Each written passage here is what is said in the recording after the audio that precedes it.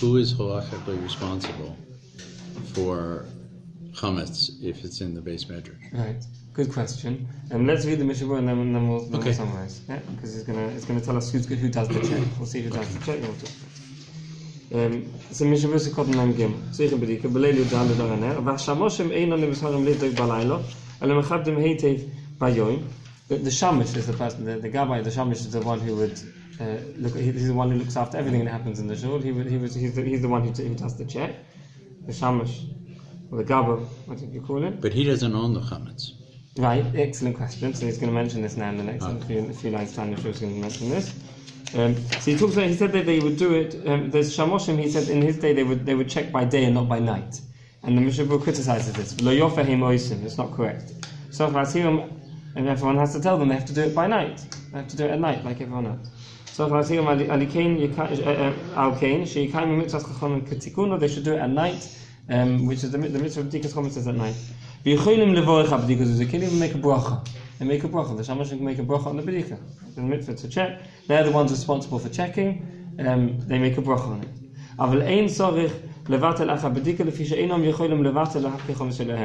They can't make it. They can't do say the kol chamei or the bittul. They can't do after because it's not their chometz. They can't be mevatel chometz that isn't theirs. That answers your question, right? So to check the shul, they're responsible for making sure there's no chometz in the shul. They're in charge of checking it. They even make a bracha on it. But they can't do bittul afterwards because they can't be mevatel chometz that doesn't belong to them. Right. Right. Who does it? Okay, well, we'll find out. Let's continue. Who does it in the shul? I don't know. I can tell you that the way I grew up, my father used to do it in the shul. No, it seems to me that in the end... I used to help. It used to take a long time. It seems to me in the end, if there is, it's on the heads of the board of directors. Sure. There's usually someone in charge who's... right. In some shuls they call it a shamash, like the Mishnah Berurah calls it a shamash, and different But the names. shamash is often somebody who is an employee of the shul or a volunteer of the shul. Right. The actual responsibility for the shul is in the hands of the balabata. Right. So they have to make sure there's someone in charge of checking it. Right. Okay. We just mentioned that the shuls need to be checked. Shuls and bottom of Joshua need to be checked.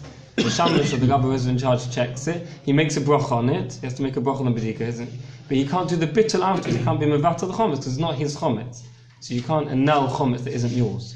So he does the check. He makes a bracha beforehand. We learned before that if he makes a bracha in his own home, he would come straight to the shul and try not to make a hefsek, try not to have an interruption, and come straight. He wouldn't make another bracha. We mentioned that if you're checking more than one home, you don't need to make a separate bracha. Right. But in theory, he makes a bracha. In theory, he would make a bracha, and he should check it at night on the Leil Yudalid, like one checks any has check on the night of the Yudalid. Okay, let's move on to the next if Yud Aleph. Sif Yud Aleph, and we're on page 11. Sif Yud Aleph in the Shulchan Aruch. Someone who sweeps his room, he cleans out his room on the 13th of Nisan. This is a very relevant halacha.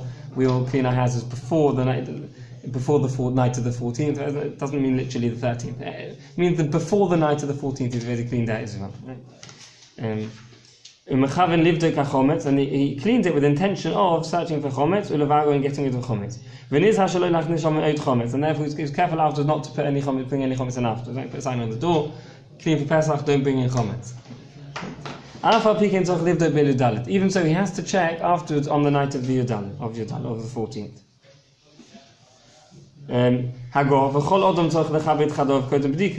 Says the Ramah, everyone should check more than that. What people should clean their rooms before. It's correct. The correct thing to do to clean out your rooms before the B'dika, before the night of Yudalid. What's the chiddush?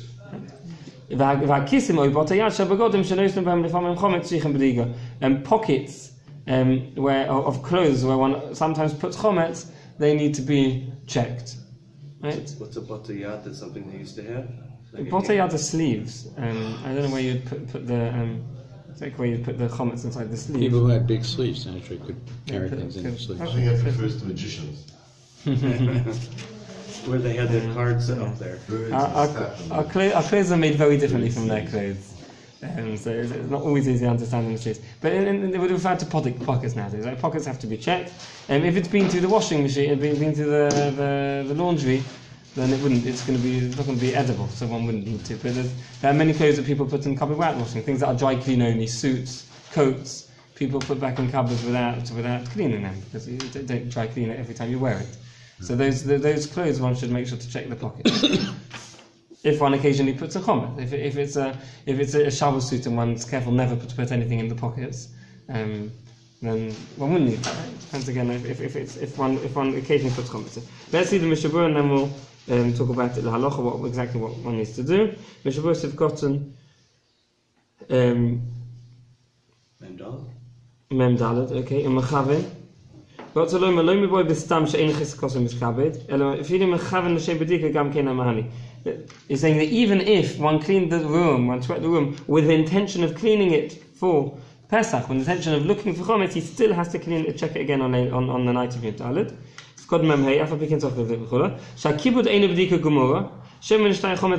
Even if he swept it, it's not a proper bedika.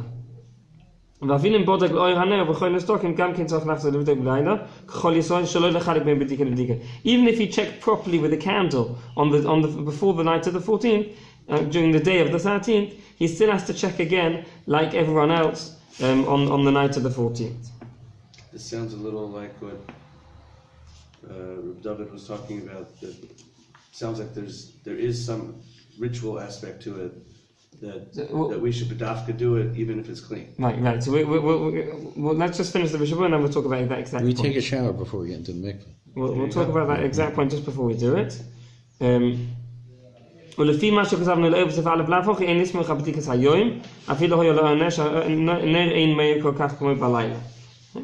it's giving a number of different reasons why the check before the 19th of the night of the 14th doesn't help.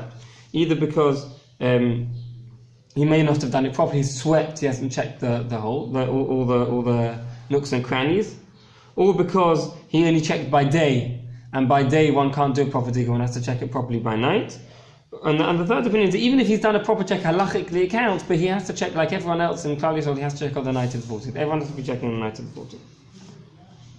Okay? Sivkon Memvor, Soch Lechabed Chador, Delo Mivdik Shape B'lo Kibud. One can't. It's not called a proper check unless one's also swept it. The minhag of Kehilla Keren Ami is to sweep all the house and all the rooms on the day of the 14th, so that he can do the check properly at the beginning of the night of the Yom Dalet. The type of the bedika, the minhag is to take feathers, to clean out well all the nooks and crannies, to drag the chometz out with the feather.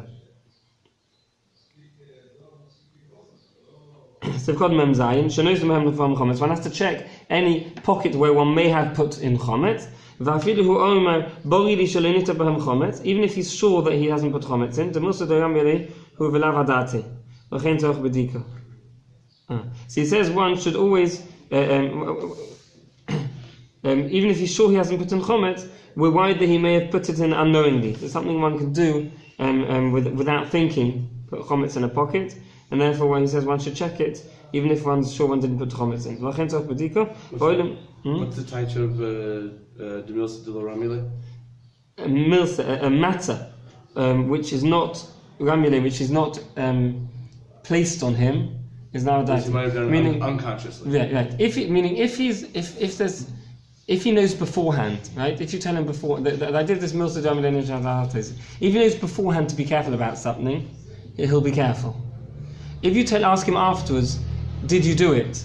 Right? But he wasn't careful about it. You just ask him now to think, to retrack. Did you do it? Even if he says he didn't do it, we think maybe he didn't do it without noticing, because at the time he wasn't focused on it exactly. Right? That's like the Muslim. So if it is something that he is careful about, for example, he lives in a place where there's no eruv, right? So he's careful never to put anything in his pockets. Then that's not Muslim. He's careful at the time not to put things in. But in a place where he does occasionally use his pockets, if you ask him after, did I put chometz in? Even if he says no, we're worried that he put it in unknowingly, without thinking about it, because at the time he wasn't careful. That's the idea of Muslim. Kal v'chomer, if you have little kids, they're going to put stuff in your pockets that you don't know about. Right. Okay. And the people are noihig just to shake out the pockets at the time of the beer. So he said people are noihig at the time of beer, the next day, or the day of the 14th, that's when people empty out their pockets. And Mishnah was saying it's correct to check them also at the time of Bedika, to check them on the night of Bedika's Chometz, not just when he's burning the Chometz. People shake their pockets out after they've cleaned for chametz? He's saying the correct thing to do is to clean one's pockets. He's saying in his day that's what people did. At the time of burning, they would then check their pockets. And he's saying probably that into the shake their pockets fire. out into the fire, right? That would be of the clothes they were wearing at that moment. Right. What about the closet? Right, okay. They couldn't have that many pairs of clothing in those days. My Rabbi Yeshiva told me when he went to yeshiva in Hungary 56 years ago, when he went to yeshiva, he said he had a built-in closet. Got there, he had a built-in closet. A hook on the wall. That was a built-in closet. Well, he didn't need more than that. The rich person had 2 hooks.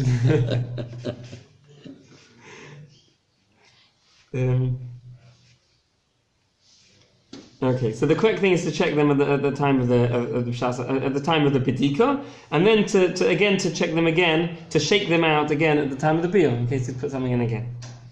In case he put in chometz after which he ate in that morning. Okay. which he's allowed to do. Which he's allowed to do. He's allowed to eat at that point. Yes, he's allowed to. He might have inadvertently. Right. So you have to check the pockets of everyone in the house, right? The children as well, make sure they check their pockets. Okay, so now let's talk about this question about the ritual. Everyone's cleaned their house properly for Pesach, so why are we checking on Leilul Dalet? We've already seen here half the answer. Right? Everyone has to, there's a chiv shakonos chachomim, not just to remove chometz, but the chiv is to check on the night of the 14th. Right? And therefore, however well one has cleaned one house before Pesach, he still has a mitzvah midabon and a chiv midabon to check his house on the night of the 14th. Right? Now, it's not just a ceremony. One has to actually check the house. Right? It's already checked. Right? So why is one checking? The answer is that the check does change slightly. Rav Shlomo Zalman Auerbach explains that the way one checks is now slightly different. The way one goes into the room, one doesn't have to start now cleaning every square centimetre. It's already been cleaned. It's pointless to clean it again.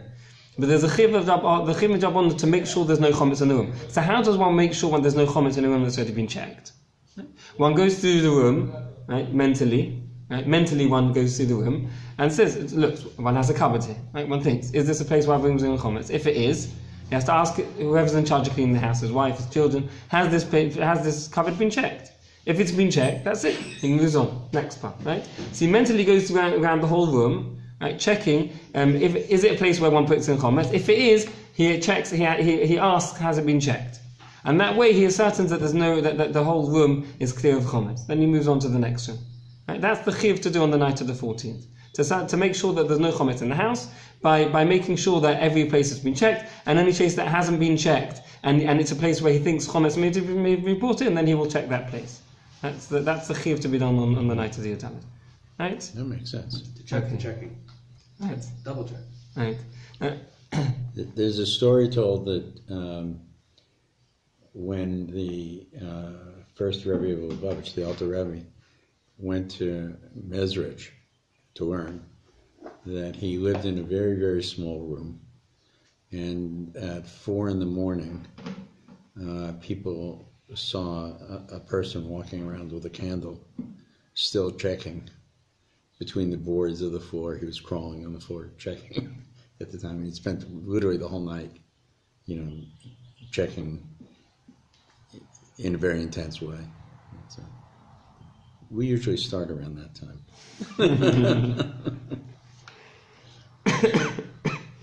Okay. We've got a few more minutes. Let's start the next thing. Simtof lamadal dinim hanoigim techef achar bediko boy dalet tzifim. Aleph achar bediko yehinizha b'chometz shemeshayer el hatzniya.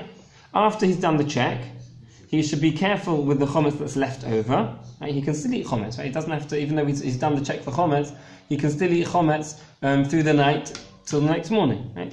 So any chometz that's left over, he has to put it in a safe place.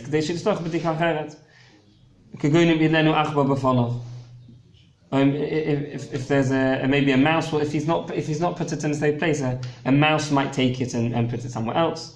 Right? Or in some houses, a child might take it. Someone mentioned yesterday that a cat took one. Really? Yeah, and they never found it. Right. So it's a real chashash. Right.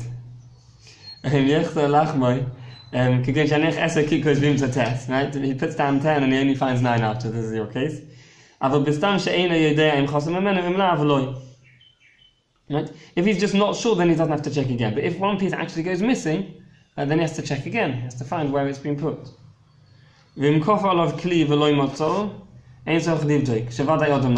he covered it with an upturned vessel and then it disappeared, then he doesn't have to check the house again, because it's clear that it must have been a person that took it. Right? It's a way that the mouse wouldn't have taken it. That's therefore he should do this. He should put a kli on top, or hang it in the air, or put it in a cupboard where mice can't come. Okay, he has to put it in a safe place. That's the idea, in a place where it can't be taken away. Let's continue. Let's see the next sif. Sif base. After the bidika at night immediately, yivat lenu, he has to do bittul. Any chometz which is in my possession, which I haven't seen and I haven't removed, should be annulled, and it should be like the dust of the earth. Hagor says the Ramah, he has to say the bittul, this annulling, he has to do in the language that he understands. If he says it in Lashon HaKodesh, the word chamira, right, any chamira, that includes both chometz and so'er, both something that's chometz and the so'er which makes things chometz. He has to mention chometz and leaven separately. Okay, so this is very important. Someone kol chamira is not just it's not a tefillah. Right, when it says kol chamira, one has to know what one's saying. One is annulling chometz, and therefore, if one doesn't understand it, one has to say it in a language one doesn't understand. My father always, when we used to say every year, he would say it always in the Lashon from Nagoda, kol chamira, and to say again afterwards, to say it again in English. Right? He would say always do it in both languages. I do the same thing. Read it kol chamira in Aramaic, and then read it again in English. It's important one understands it, and pay attention also to the difference between the two. We're going to say a different kol chamira in the morning. The main difference is, here we're saying deloi chazite u deloi va'arte. Here we're only annulling chometz which we haven't seen and removed, meaning any chometz we missed, we're annulling. Right? We're not annulling all chometz. We have chometz that we purposely left over, which we want to eat the next day. We're not annulling that chometz. Right. We're only annulling chometz we haven't seen, haven't found, and haven't removed. Right? And the next day, tomorrow, and the next day on Yom Yudaleh, then we're going to annul any chometz, all inclusive. Right? This is at the time of the burning. Yeah, the time of the burning. We haven't got there yet. We're just at the first one now, just to make sure we understand the difference between this one and. I have one question, yes. And if we're going to deal with it later, then just say so. There are some people who make matzah during Chol Moed. There are people who make matzah during Chol Moed. Okay. Have they annulled the flour that they have? What's going on there? Okay, good question. The answer is this: that flour is not chometz.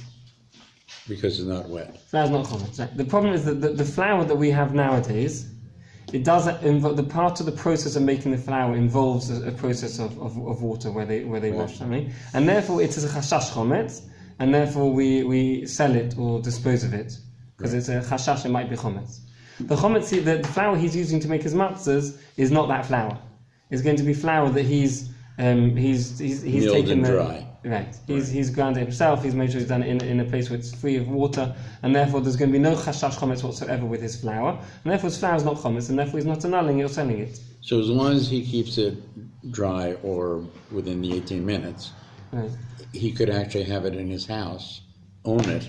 Right. And it's not chometz. Right. It's not chometz. Thank you. Okay. Okay, let's stop page 22 and we'll continue tomorrow.